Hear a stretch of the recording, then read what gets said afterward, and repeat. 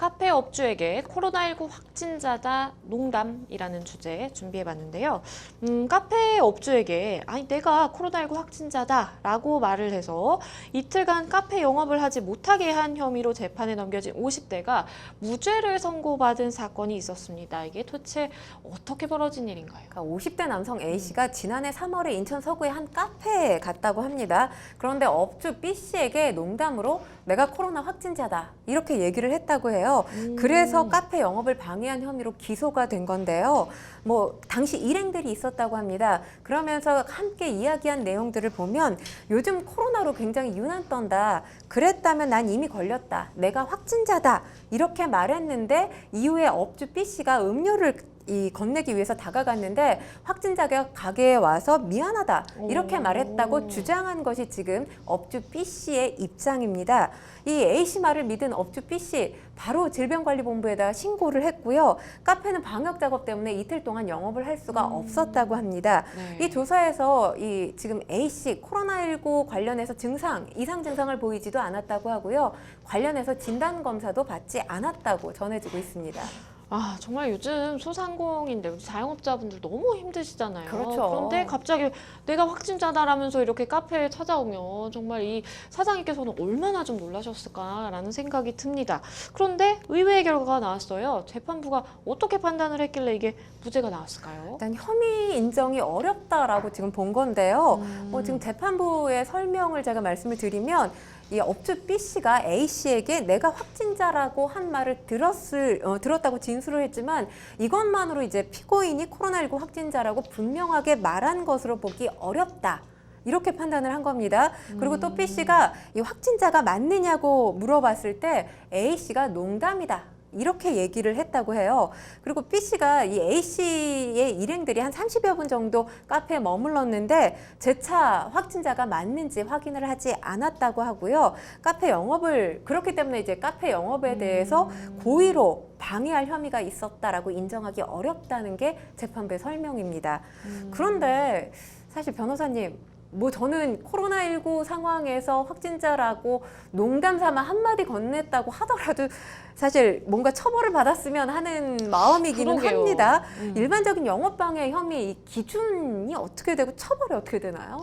이게 사실은 상황이 조금만 달라서도 영업방해죄가 인정이 됐을 가능성이 굉장히 높았다고 보입니다. 예를 네. 들어서 끝까지 내가 확진자다라면서 굉장히 가게를 소란스럽게 했다라든지, 그리고 카페에 머물면서 이렇게 주변 가는 사람들이나 방문한 고객에게도 내가 확진자다라고 이제 막 그렇게 떠들썩하게 했다라면 네. 사실은 영업방해죄 인정이 굉장히 수월했겠죠. 근데 재판부가 이제 보기에는, 재판부의 시각에서는 확진자라고 얘기를 했지만 나중에 이걸 정정을 했고 농담이다라고 네. 정정을 했고, 그리고 전혀 이제 확진자가 아니라는 것이 이제 전제 조건으로 깔린 채로 다 행동을 했기 때문에 이것은 사실상 영업방해에 해당하지 않는다라고 이제 재판부가 본 것이고요. 조금 특이한 사안이다라고 이해를 하시면 될 것 같아요. 일반적으로 이제 영업방해 기준 같은 경우에는 우리가 상대방을 속인다든지 네. 어떠한 위력이라든지 이런 걸 사용해서 그 업주의 영업을 방해하면 일반적으로 다 성립하는 범죄입니다. 그래서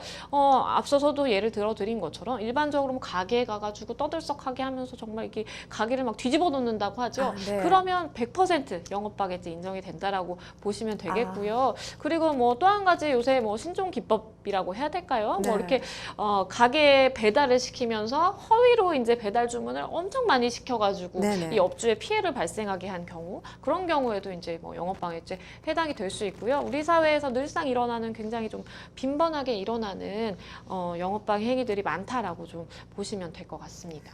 변호사님, 여기서 또 한 가지 제가 궁금한 점이 있는데 지금 사실 코로나 4차 대유행이 계속 그쵸. 진행되고 있잖아요. 계속해서 지금 확진자가 1,000명대를 넘고 있는데 오늘 발표된 내용만 보더라도 1,252명 확진자가 상당히 많습니다. 사실 일요일에 진단검사를 하고 월요일날 발표됐을 때 확진자 수가 늘 떨어져 있잖아요. 줄어있죠. 근데 일요일 기준으로 지금 최대 확진자 수를 기록하고 있는 상황이거든요.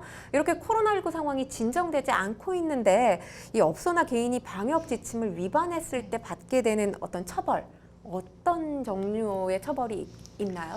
사실 우리가 뭐 감염병 예방법을 생각을 해볼 수가 있겠죠. 저는 이제 코로나19 사태 이후에 이렇게 많이 감염병 예방법에 대해서 얘기를 하고 그전에는 이런 법이 사실 그냥 있는지도 모르고 그냥 그렇죠. 지나쳤을 법한 법이에요. 네. 그런데 우리 생활에 그만큼 깊게 좀 다가와 있는 그런 법이죠. 일반적으로 얘기했을 때 우리가 뭐 마스크 쓰지 않으면 뭐 과태료 10만 원 처분 받죠. 그리고 뭐 고의로 이제 누군가를 감염시키려고 했다라든지 그러면 징역형까지 선고가 가능한 범죄들이 다 이제 규정이 되어 있고요. 그리고 이제 업주 같은 경우에는 운영을 중단할 수 있는 처분도 받을 수가 있습니다. 근데 네. 이게 뭐 이렇게 확진자 수가 조금 감소할 때는 첫 번째 경고, 그다음 뭐 10일 이후에 체크해서 안 됐으면 뭐 시정 명령 뭐 이런 식으로 단계별로 있는데 워낙 4차 대유행이 심하다 보니까 요즘에는 이제 이렇게 뭐 3스트라이크도 아니고 그냥 노 스트라이크 바로 그냥 이제 운영 정지 처분을 내리는 경우도 굉장히 많은 것 같아요. 그렇기 때문에